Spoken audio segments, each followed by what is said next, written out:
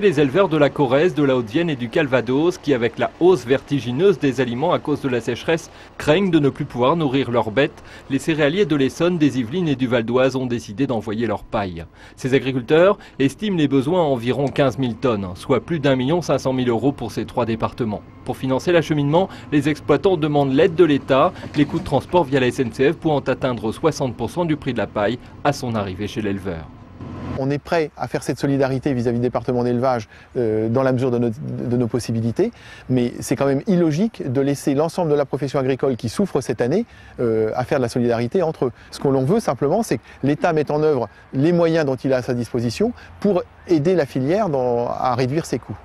Des coûts qui explosent et des revenus qui continuent de baisser, la sécheresse condamnant certaines récoltes, comme ce blé qui en principe à cette époque est encore vert.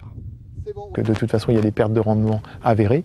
Sur le département de l'Essonne, on s'attend à peu près à 30% de production en moins par rapport à d'habitude.